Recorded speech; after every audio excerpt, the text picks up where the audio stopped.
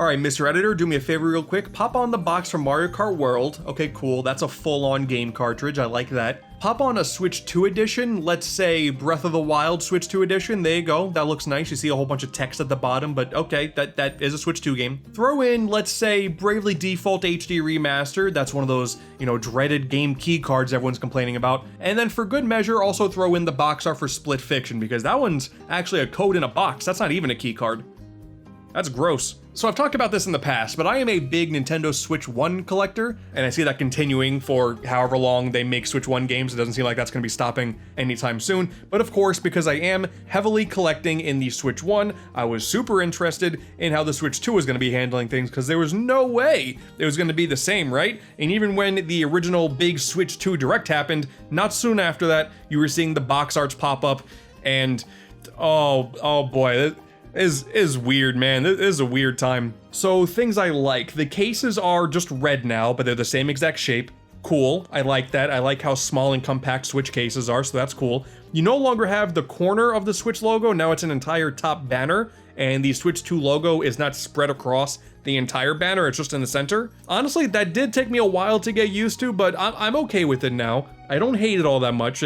It's fine, and I mostly became fine with it because when you look at the spines now, the top of it has the Switch logo and a big number 2, that's cool, and then a spine of full color. Makes them stand out from Switch 1 games perfectly. I imagine the company didn't want to have any confusion about what's a Switch 1 and what's a Switch 2, so having that on the box, it makes sense to me. Of course, there was probably some way to make it a little bit better, but this is what we're working with now. Who knows what we're gonna get in the future for Switch 3 or whatever, but as it stands, I do like this. And actually, if you're deep into Switch collecting, you would already know this. There's an active Reddit out there called Switch Spines. There have already been people out there making their own custom colorful spines for years. So if you really truly care about that, you have a place to go there. But I do like when it comes to the main Switch 2 cartridges and boxes, they look good. I am now gonna say that I think they look good. I still like Switch 1 cases, but I do like Switch 2 cases as well. I don't really have the same opinion on the Switch 2 editions that are going around, especially for Nintendo games, where for some reason they feel the need to fill the whole bottom bar with a bunch of text that's explaining what exactly is going on, and a lot of times with a QR code. That's disgusting. You would think at the very least there would be a reversible cover that would just have the box without the text, but I don't think that's happening. And there was so much confusion about how this was done because the text right there says it includes the Switch 1 game and the upgrade pack. So in my mind, when I initially saw this, I was like, okay, it's just the Switch 1 cartridge and then a download code for the upgrade pack. That's kind of what that phrasing meant, right? No, turns out no. And ultimately, it is kind of cool. It's actually kind of doing the Xbox model of it would detect what console you put a disc in and pick either the Xbox One version or the Series X version. That's kind of what this does because it's a red cartridge. You pop it into Switch 2, boom, you got the Switch 2 game right there. But you can also put it into a Switch 1 and just natively get the Switch 1 version of the game. You see that with Breath of the Wild, Tears of the Kingdom, the Rune Factory game does that, and I imagine that means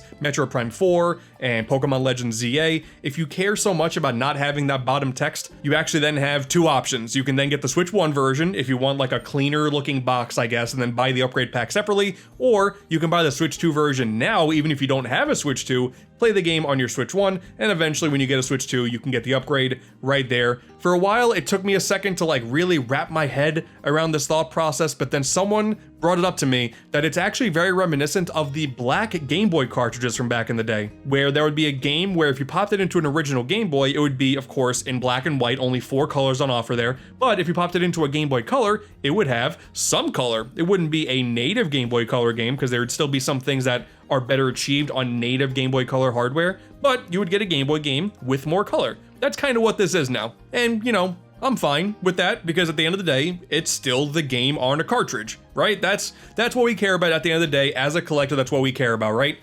So then the key cards happened. Real quick, I want to just briefly mention Split Fiction because I'm pretty sure this is the only instance of having a game on Switch 2 that's actually just a code in a box. Active Switch collectors will already know that, code in boxes have been a thing for a while, They're one of the laziest ways you can put a game on the console. I never would ever recommend something like that. Like, I think that's gross. Switch collectors already have to deal with cartridges maybe not including the entire game on them. Code in boxes are just insane to me. Are they actually beneficial to the companies? I mean, like, Ubisoft does them, and they continue to do it, but that's, like, not really good barometer. That's Ubisoft. And it's a shame because Split Fiction is actually a fantastic game. I love everything this developer does, from like A Way Out to It Takes Two to cursing at the Game Awards. Like, I love him, and Split Fiction, also a fantastic game. And Split Fiction runs really well on Switch too.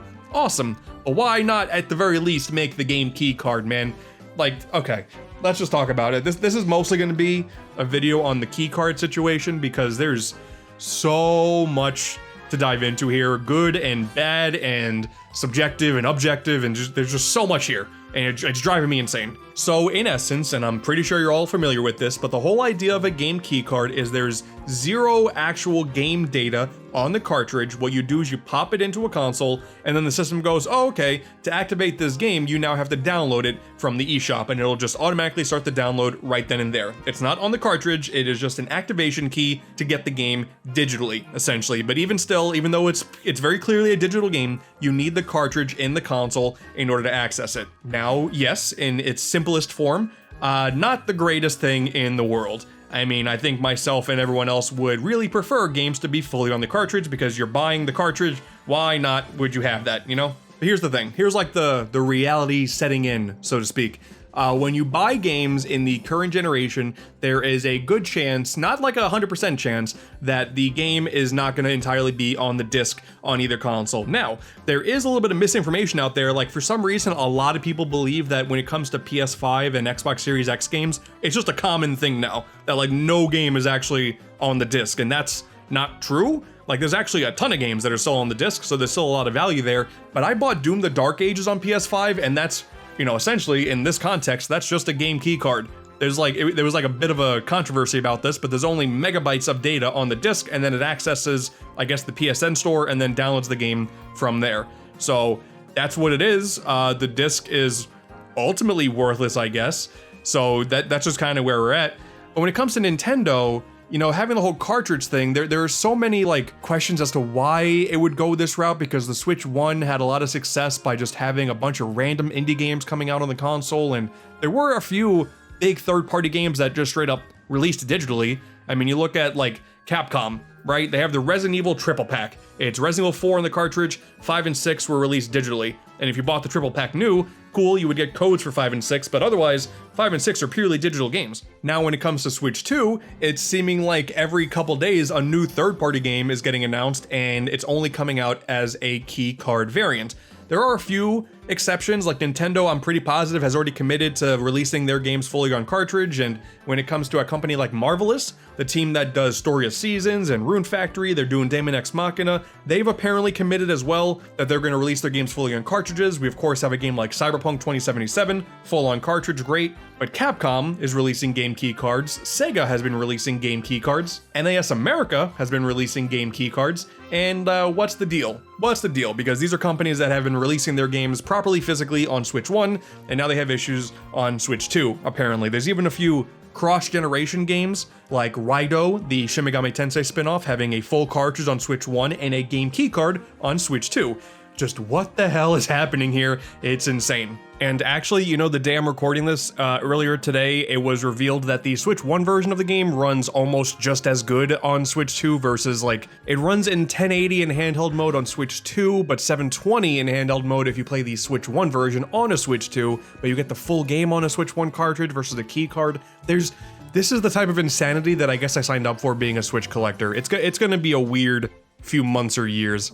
Here's my guess. Here's where I'm kind of at with everything, because at the end of the day, I do think I'm kind of okay with the key cards, even though it's not ideal, it's just where we're at. And the reason why I believe that is because I think this is realistically the only way a lot of third-party games will eventually make their way to the console, at least at first. Maybe this could change, I don't know. I have like a weird sneaking suspicion, controversy in my mind, I don't know, tinfoil hat theory, that a game like Street Fighter 6 or Elden Ring maybe wouldn't make the jump over to Switch 2 if they didn't have like those game key cards available. Because at the end of the day, a lot of Switch collectors are already well aware of the Switch tax. If your game was multi-platform, you were automatically going to assume that you'd have to pay $10 more because the cartridges are more expensive to produce than the full-on discs for PlayStation and Xbox.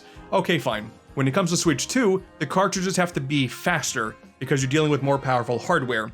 And to my knowledge, I don't know if it's like ever been fully confirmed, but I read somewhere and it made sense to me. Nintendo has reduced dramatically the number of options that they've provided for publishers. Before on Switch 1, you had a whole gambit of different sizing options from like only a few gigabytes, everything up to either 32 or 64, whatever the biggest one was that had a game like The Witcher on it. On Switch 2, I believe the only options are the big 64 gigabyte one and a game key card, that's it. I can see that changing in the future to finally have like an actual minimal option, but it would kind of make sense as to why Bravely Default is not actually on a cartridge. If there's no small option, is it really worth Square Enix to go above and beyond, spending the money they already have to make the Switch 2 game happen, as well as the extra cost to get the biggest cards? No. I guess at the end of the day, like, it does kind of make sense. And that's why I think other third-party games like maybe Street Fighter 6 or Elden Ring wouldn't happen. Like, this is pure speculation on my part. If they already have to go ahead and make Switch 2 versions of the game, you're gonna have exclusive content in Elden Ring, you're gonna have amiibo support in Street Fighter 6, these companies have to already spend the money to make those versions on top of the extra cost for full cartridges. Like, I feel like a lot of these games, that's only gonna happen if they're a game key card. And then why would these other games do it, who would very clearly be totally fine making a cartridge because they've done it in the past, like NAS America? I guess at the end of the day, is it really going to be fair if Nintendo says, no, you can't use the game key card, only you have to prove that your game is worthy of a key card? Like, that doesn't make sense. So that's just where we're at. You're gonna have to just get used to game key cards, and in the back of my mind, I'm thinking the only real things I could do right now are either not play the game or play the game and have the game on the console for others to play. And at the end of the day, I think the answer to that question would be, of course I want the game. Like, I want more games on the console. It's just key cards are like the giant asterisk that's attached to it. Now listen, okay, there's a lot of people on social media who are so actively against it that I think if I were to show that I have been purchasing key cards, that they would get upset at me for not fighting the good fight in this race. But I'll be honest, man, I spent the entire Switch 1 generation fighting this fight. I have hundreds of physical Switch games. I did my part, and I have buddies who also have hundreds of physical Switch games. Very clearly, all that fighting, it didn't really mean anything. So at the end of the day, I really like Bravely Default. I'm not gonna not play it. I eventually want to play Yakuza 0. This is finally my time to get into it. I'm gonna buy it on Switch 2, even though it's a key card. Same with Elden Ring, haven't played it yet. I don't think it's really been officially announced or confirmed to be a key card or full cartridge, but I guess I wouldn't be surprised. And I think the thing that, this could just be a giant cope, but the thing that made me ultimately okay with key cards is the transparency of, okay, yes, you're buying a key card here. Like, the bottom of the case straight up says this is a game key card. There's not a whole mountain of text like a Switch 2 edition, so, I mean, that's nice. But one of the issues when it came to Switch collecting, when it came to either importing or, getting these random indie games from a shop that would pop up out of nowhere, there would be some times where, maybe the game's not fully complete and they wouldn't be fully transparent about it. You have games getting re-released months or years after the fact with more DLC on it, and if you're not there day one, like, how are you gonna know now? Did you know that ARMS actually got a proper re-release with all the DLC on it? There's no real differences on the case, as far as I can tell. Maybe the barcode's kind of different, but then you're putting a magnifying glass to a case to see, or maybe the cartridge, to see if you can spot the difference. Like, and then you have some third-party games, like early on, you had things like LA Noire, where the whole top banner had white and said they required a full download. I remember when BioShock came over to Switch, and that was such a big deal, but the cartridge had next to nothing on it. Like, you could access the early parts of the 3 games, but if you wanted to access the whole games, you had to go online. Same with the Spyro the Dragon Reignited trilogy. You can access some of the game, but not all of it. So I think at the end of the day, if we can prevent that, and we can either have full game on cartridge, or just flat out say, like, listen, if you want this game, it's all online and you have a key card for it, I think I prefer that than these like weird half-assed cartridges. Like, maybe it's an interesting talking point to have like only a couple levels of Spyro accessible when you don't connect online, but I think I do kind of prefer this if this is the way we're going. And I think I would feel differently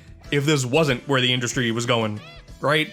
Like, we all just gotta kind of come to accept that you can fight as long as you want, and there's gonna be companies that do give you proper physical media, and that's great, but the industry is just gonna keep rapidly moving towards a digital future by any means necessary. And this keycard thing is just another step to circumvent that, because these companies can put in the bare minimum to get the game on store shelves, and even Capcom came out and said they're counting keycard sales as digital sales. So this is all digital, man. It's just now you can put it on the shelf next to every other physical game you got.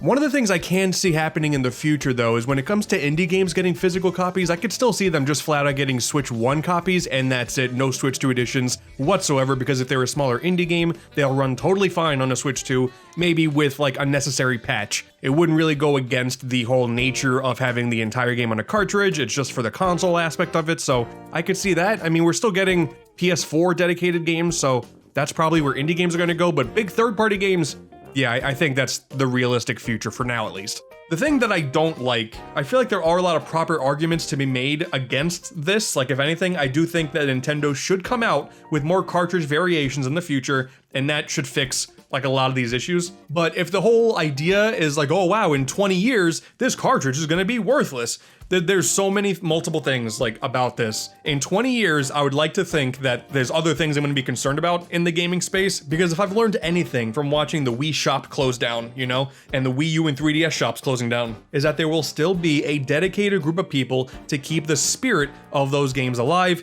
even though you can't officially access them anymore. So let's say, hypothetically, yes, despite the Switch being super successful, and who knows how long they can ride this Switch name into the sunset, 15, 20 years, eShops go down, those cartridges are theoretically useless to the normal person. I would think that by that point in time, a lot of people would be moving on to Switch 3, 4, you know, whatever, playing games on different consoles. If you really want to play Cyberpunk, you know, you'll have access to it on other hardware, but if you want it on the Nintendo side of things, even though the Switch 2 is not moddable yet, I think it will be in the future, and I can see some sort of weird way where the game cards can access some fan-run server to access these games, because something that's really cool that happened recently, the Wii Shop channel now has been brought back by fans, and you can even go as far as like adding your own fake Wii points and using that little bit of allocated Wii points that's not real currency, you're not putting real money into it, and then like peruse the shop and download whatever you want to. It's such a cool thing that I think that's what the future would be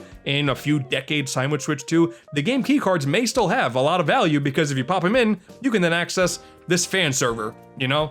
But that's just speculation, and that's, you know, way down the line. As it currently stands, I have accepted the keycard status of Switch 2. I'm gonna be way on the lookout for more proper Switch 2 games, and if you look at a website like DekuDeals.com, I love this site, I've promoted it a few times. They have a nice indicator there right off the bat that you can see what's a keycard and what's not. I'm pretty sure PlayAsia does the same thing, so that's great. It's always worth following that so you don't get bamboozled when you're shopping for games. And hey, if you don't want to get keycards and you want to go that route, perfectly fine and dandy, but at the end of the day, I think I am okay with keycards, because that's just where we're at.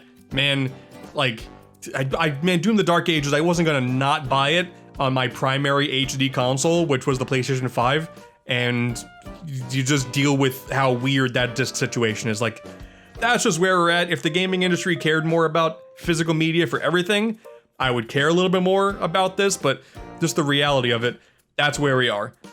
So it's gonna make the game collecting scene a whole lot more interesting, because we're still gonna continue having, you know, random indie games popping up. You're still gonna see companies like Limited Run doing whatever the hell Limited Run feels like doing. You're gonna see PlayAsia having these special imports that you gotta follow if you want some games that are not gonna be available in America or Europe, I guess, and then that's just where we're at. So I still think we're gonna have a few more fun years of Switch collecting, or Switch 2 collecting, I guess. Switch physical collecting was such a huge thing for that console generation, and very clearly all that fighting didn't really mean that we were guaranteed to get that for the next console. Who knows? Maybe there could be a major uprising and these companies will eventually make proper cartridges. Who knows? Maybe Sega will come out and eventually make a physical copy of Sonic X Shadow Generations for Switch 2. And then I can just buy the game for like an 8th time. Yeah, that's the right solution.